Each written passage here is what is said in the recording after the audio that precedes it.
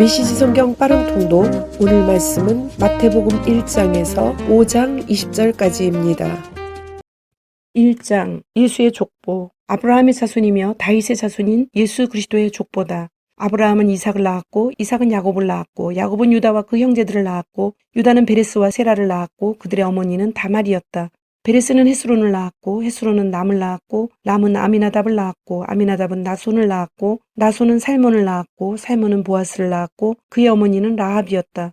보아스는 오벳을 낳았고 룻이 그의 어머니였다. 오벳은 이새를 낳았고 이새는 다윗을 낳았고 다윗은 왕이 되었다. 다윗은 솔로몬을 낳았고 우리아의 아내가 그의 어머니였다. 솔로몬은 르호보암을 낳았고 르호보암은 아비야를 낳았고 아비야는 아사를 낳았고 아사는 여호사밧을 낳았고 여호사밧은 요람을 낳았고 요람은 우시야를 낳았고 우시야는 요담을 낳았고 요담은 아하스를 낳았고 아하스는 히스기야를 낳았고 히스기야는 므낫세를 낳았고 므낫세는 아몬을 낳았고 아몬은 요시야를 낳았고 요시야는 여호야긴과 그의 형제들을 낳았고 그 무렵에 백성이 바벨론의 포로로 잡혀갔다. 바벨론으로 잡혀간 뒤에 여호야긴은 스알디엘을 낳았고 스알디엘은 수르바벨을 낳았고 수르바벨은 아비웃을 낳았고 아비웃은 엘리야김을 낳았고 엘리야김은 아소르를 낳았고 아소르는 사독을 낳았고 사독은 아킴을 낳았고 아킴은 엘리웃을 낳았고 엘리웃은 엘르하사를 낳았고 엘르하사는 mat단을 낳았고 mat단은 야곱을 낳았고 야곱은 마리아의 남편인 요셉을 낳았고 마리아는 그리스도라 하는 예수를 낳았다. 아브라함부터 다윗까지 14대, 다윗부터 바빌론으로 잡혀갈 때까지 14대, 바빌론으로 잡혀간 뒤로 그리스도까지 14대였다. 예수의 탄생. 예수께서 태어나신 경위는 이렇다. 그분의 어머니 마리아는 요셉과 약혼한 사이였다. 그들이 결혼하기 전에 요셉은 마리아가 임신한 사실을 알게 되었다. 성령으로 된 일이었으나 요셉은 그 사실을 몰랐다. 요셉은 마음이 상했지만 점잖은 사람인지라 마리아에게 요기되지 않게 조용히 문제를 매듭지을 참이었다. 방도를 찾던 중에 요셉이 꿈을 꾸었다. 꿈속에서 하나님의 천사가 말했다. 다윗의 자손 요셉아, 주저하지 말고 결혼하여라. 마리아의 임신은 성령으로 된 것이다. 하나님의 성령이 잉태하게 하신 것이다. 마리아가 아들을 낳을 것이니 그 이름을 예수, 하나님이 구원하신다라고 지어라. 그가 자기 백성을 그 죄에서 구원하실 것이다. 이로써 예언자가 말씀했던 설교가 드디어 성취되었다. 잘 보아라. 처녀가 임신하여 아들을 낳을 것이며 그 이름을 임마누엘이라 할 것이다. 임마누엘은 히브리 말로 하나님이 우리와 함께 하신다는 뜻이다. 요셉은 잠에서 깼다. 그는 하나님의 천사가 꿈에 지시한 대로 마리아와 결혼했다. 그러나 그는 마리아가 아기를 낳을 때까지는 잠자리를 같이 하지 않았다. 그는 아기의 이름을 예수라고 지었다. 2장 동방에서 온 학자들. 예수께서 유대 땅 베들레헴 마을에서 태어나시자 당시는 헤롯이 왕으로 있을 때였다. 동방에서 학자들이 예루살렘을 찾아왔다. 그들이 물었다. 새로 태어난 유대인의 왕에게 이해를 갖추려면 어디로 가야 합니까? 우리는 동쪽 하늘에서 그의 탄생을 알리는 별을 보았습니다. 그래서 그에게 경배하려고 순례를 왔습니다.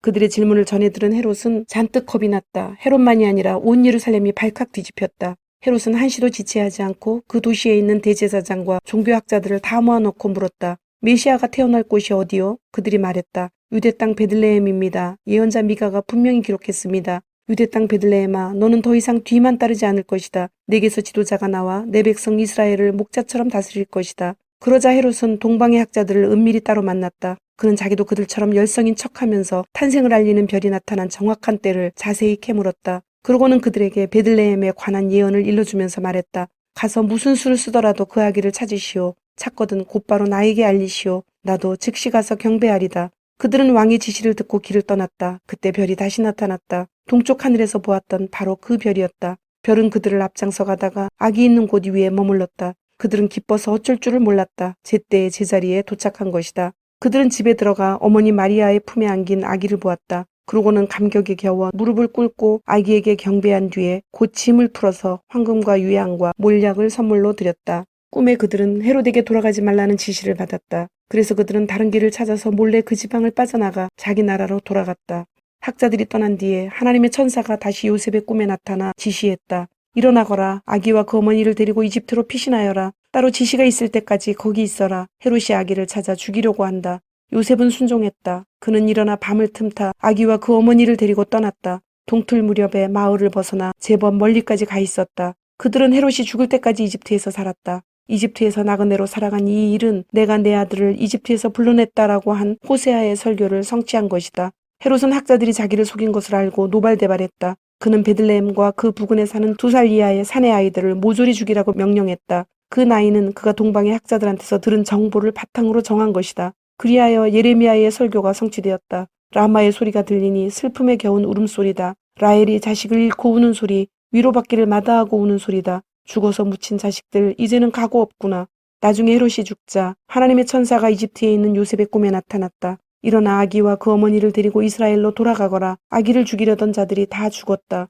요셉은 순종했다. 그는 일어나 아기와 그 어머니를 데리고 이스라엘로 다시 들어갔다. 그러나 아켈라오가 그 아버지 헤롯의 뒤를 이어 유대의 왕이 되었다는 말을 듣고 요셉은 그곳으로 가기를 두려워했다. 마침 요셉은 꿈에 갈릴리로 가라는 지시를 받았다. 그곳에 도착한 요셉은 나사렛 마을에 정착했다. 이로 인해 그는 나사렛 사람이라 할 것이라고 한 예언의 말씀이 성취되었다. 3장 광야에서 외치는 소리. 예수께서 갈릴리에 살고 계실 때 세례자라고 하는 요한이 유대 광야에서 말씀을 전하고 있었다. 그의 메시지는 주변 광야만큼이나 간결하고 꾸밈이 없었다. 너희의 삶을 고쳐라. 하나님 나라가 여기 있다. 요한과 그의 메시지는 이사야의 예언으로 권위가 인정되었다. 광야에 울리는 천둥 소리다. 하나님이 오고 계시니 준비하여라. 길을 내어라. 곱고 평탄한 길을 내어라. 요한은 낙타털로 된 옷을 입고 허리에 가죽띠를 둘렀다. 그리고 메뚜기와 야생꿀을 먹고 살았다. 그가 하는 일을 듣고 보려고 예루살렘과 유대와 요단강 지역에서 사람들이 쏟아져 나왔다.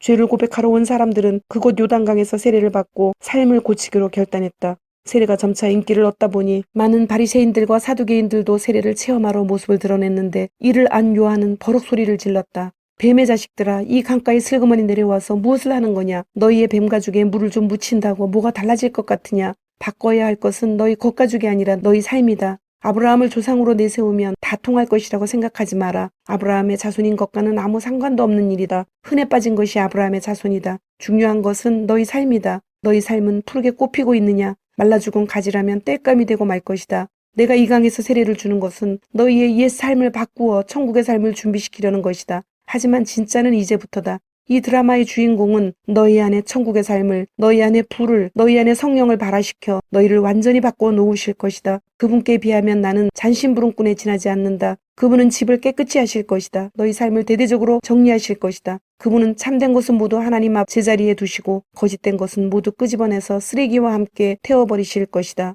그때 예수께서 갈릴리로부터 요단강에 오셔서 모습을 나타내셨다. 예수께서 요한에게 세례를 받으려고 하시자 요한이 말했다. 세례를 받아야 할 사람은 당신이 아니라 접니다. 그러나 예수께서는 단호하셨다. 내 말대로 하여라. 오랜 세월 동안 이어져 온 하나님의 바로잡는 역사가 바로 지금 이 세례 속에서 하나로 모아지고 있다. 그래서 요한은 말씀대로 했다. 예수께서 세례를 받고 물에서 올라오시는 순간 하늘이 열리고 하나님의 영이 비둘기같이 내려와 그분 위에 머무는 것을 보셨다. 성령과 더불어 한 음성이 들려왔다. 이는 내가 사랑으로 선택하고 구별한 내 아들, 내 삶의 기쁨이다. 4장 시험을 받으시다. 그 후에 예수께서 성령에 이끌려 광야로 가셔서 시험을 받으셨다. 그곳에는 마귀가 대기하고 있었다. 예수께서는 밤낮으로 40일 동안 금식하며 시험에 대비하셨다. 그러다 보니 허기가 극에 달했고 마귀는 첫 번째 시험에 그 점을 이용했다. 너는 하나님의 아들이니 이 돌들에게 말해서 빵덩이가 되게 해보아라. 예수께서 신명기를 인용해 답하셨다. 사람이 빵으로만 사는 것이 아니다. 하나님의 입에서 나오는 끊임없는 말씀이 있어야 한다. 두 번째 시험으로 마귀는 예수를 거룩한 도성으로 데려가 성전 꼭대기에 앉혀놓고 말했다. 너는 하나님의 아들이니 뛰어내려 보아라. 마귀는 시편 91편을 인용해 예수를 몰아세웠다. 그분께서 천사들을 시켜 너를 보호하게 하셨다. 천사들이 너를 받아서 발가락 하나 돌에 채이지 않게 할 것이다. 예수께서 신명기의 다른 구절을 인용해 응수하셨다. 주 너의 하나님을 시험하지 마라. 세 번째 시험으로 마귀는 예수를 거대한 산 정상으로 데려갔다. 마귀는 선심이라도 쓰듯 지상의 모든 나라와 대단한 영광을 두루 가리켜 보였다. 그러고는 말했다. 전부 내 것이다. 무릎 꿇고 내게 경배하기만 하면 다 내 것이다. 예수께서 딱 잘라 거절하셨다. 사탄아 물러가라. 그리고 세 번째로 신명기를 인용해 쐐기를 박으셨다. 주 너의 하나님 오직 그분만을 경배하여라. 일편단심으로 그분을 섬겨라. 시험은 끝나고 마귀는 떠났다. 대신에 천사들이 와서 예수의 시중을 들었다. 사람들을 가르치고 고치시다. 예수께서 요한이 체포되었다는 말을 들으시고 갈릴리로 돌아가셨다. 예수께서는 고향 나사렛을 떠나 스불론과 납달리 기슭에 자리한 호숫가 마을 가버나움으로 가셨다. 이로써 이사야의 설교가 성취되었다. 스불론과 납달리 땅, 요단강 건너편 바다로 가는 길, 이방 사람들의 중심지인 갈릴리, 평생 어둠 속에 앉아있던 백성이 큰 빛을 보았고 칠흑같이 어두운 죽음의 땅에 앉았던 그들이 해돋는 것을 보았다. 이사야의 이 예언 설교는 예수께서 말씀을 전하기 시작하신 순간에 갈릴리에서 성취되었다. 그분은 요한의 마지막 말을 이어받으셨다. 너희의 삶을 고쳐라. 하나님 나라가 여기 있다. 예수께서 갈릴리 호숫가를 걸어가시다가 두 형제 곧 나중에 베드로가 된 시몬과 안드레를 보셨다. 그들은 호수에 그물을 던져 고기를 잡고 있었다. 고기잡이는 그들의 평소 직업이었다. 예수께서 그들에게 말씀하셨다. 나와 함께 가자. 내가 너희를 새로운 어부가 되게 하겠다. 잉어와 가물치 대신에 사람을 낚는 법을 가르쳐 주겠다. 그들은 아무것도 묻지 않고 그대로 그물을 놓아두고 그분을 따라갔다. 호숫가를 좀 더 가다가 그들은 다른 두 형제, 곧 세베대의 아들 야고보와 요한을 만났다. 두 형제는 아버지 세베대와 함께 배에 앉아서 그물을 손질하고 있었다. 예수께서는 그들에게도 똑같이 제안하셨고 그들 역시 배와 자기 아버지를 버려두고 곧바로 그분을 따라갔다. 예수께서 거기서부터 온 갈릴리를 두루 다니셨다. 예수께서는 회당을 집회 장소로 삼아 사람들에게 하나님의 진리를 가르치셨다. 하나님 나라가 그분의 주제였다. 바로 지금 그들이 하나님의 선하신 통치 아래 있다는 것이었다. 또한 예수께서는 질병과 잘못된 생활로 고통받는 사람들을 고쳐주셨다. 로마의 지배를 받던 시리아 전 지역에 소문이 퍼졌다. 사람들은 정신질환, 정서질환, 신체질환 할 것 없이 아픈 사람이면 누구나 데려왔다. 예수께서는 그들 한 사람 한 사람을 고쳐주셨다. 점점 더 많은 사람들이 모여들었고 그 행렬은 끝이 없었다. 갈릴리에서 온 사람들 외에도 호수 건너편 데가볼리 열성읍에서 사람들이 무리지어 왔다. 예루살렘과 유대에서 온 사람들도 있었고 요단강 건너편에서 온 사람들도 있었다. 5장 너희는 복이 있다. 예수께서 자신의 사역으로 인해 큰 무리가 몰려드는 것을 보시고 산에 올라가셨다. 예수께 배우고 그분께 인생을 건 사람들도 함께 올라갔다. 조용한 곳에 이르자 예수께서 자리에 앉으셔서 산행에 함께한 사람들을 가르치셨다. 예수께서 하신 말씀은 이렇다. 벼랑 끝에 서 있는 너희는 복이 있다. 너희가 작아질수록 하나님과 그분의 다스림은 커진다. 가장 소중한 것을 잃었다고 느끼는 너희는 복이 있다. 그때야 너희는 가장 소중한 분의 품에 안길 수 있다. 더도 말고 덜도 말고 자신의 모습 그대로 만족하는 너희는 복이 있다. 그때 너희는 돈으로 살 수 없는 모든 것에 당당한 주인이 된다. 하나님께 입맛이 당기는 너희는 복이 있다. 그분은 너희 평생에 맛볼 최고의 음식이요 음료다. 남을 돌보는 너희는 복이 있다. 그렇게 정성 들여 돌보는 순간에 너희도 돌봄을 받는다. 내면 세계 곧 마음과 생각이 올바른 너희는 복이 있다. 그때야 너희는 바깥 세상에서 하나님을 볼 수 있다. 경쟁하거나 다투는 대신에 협력하는 모습을 보여주는 너희는 복이 있다. 그때 너희는 진정 자신이 누구이며 하나님의 집에서 자신의 자리가 어디인지 알게 된다. 하나님께 헌신했기 때문에 박해를 받는 너희는 복이 있다. 그 박해로 인해 너희는 하나님 나라에 더 깊이 들어가게 된다. 그뿐 아니다. 사람들이 내 평판을 떨어뜨리려고 너희를 깔보거나 내쫓거나 너희에 대해 거짓을 말할 때마다 너희는 복을 받은 줄로 알아라. 그들이 그렇게 하는 이유는 진리가 너무 가까이 있어서 그들이 불편을 느끼기 때문이다. 그런 일이 일어날 때 너희는 기뻐해도 좋다. 아예 만세를 불러도 좋다. 그들은 싫어하겠지만 나는 좋아하니 말이다. 온 천국이 박수를 보낼 것이다. 또한 너희만 그런 일을 당하는 것이 아님을 알아라. 내 예언자와 증인들은 언제나 그런 고생을 했다. 소금과 빛, 너희가 여기 있는 이유를 말해주겠다. 너희는 소금을 쳐서 이 땅에 하나님 맛을 드러내라고 여기 있는 것이다. 너희가 짠맛을 잃으면 사람들이 어떻게 경건의 맛을 알겠느냐. 너희가 쓸모없어지면 결국 쓰레기통에 버려질 것이다. 이렇게 말할 수도 있다. 너희는 빛이 되어 세상에 하나님의 빛깔을 드러내라고 여기 있는 것이다. 하나님은 감추어둘 비밀이 아니다. 우리는 이 비밀을 훤히 드러낼 것이다. 산 위에 있는 도시만큼 훤히 드러낼 것이다. 내가 너희에게 등불을 들고 있게 한다면 설마 너희는 내가 너희를 통 속에 숨겨두리라고는 생각하지 않을 것이다. 나는 너희를 단 위에 둘 것이다. 내가 너희를 언덕 위에 등불 놓는 단 위에 두었으니 빛을 비추어라. 너희에게 오는 손님을 기쁘게 맞아들여라. 후하게 베풀며 살아라. 너희가 다른 사람들에게 마음을 열면 그들도 너희에게 자극을 받아 하나님께 하늘에 계신 자비로운 아버지께 마음을 열게 될 것이다. 하나님 율법의 완성. 내가 하나님의 율법이든 예언자든 성경을 폐지하러 왔다고 생각하지 마라. 내가 온 것은 폐지하려는 것이 아니라 오히려 완성하려는 것이다.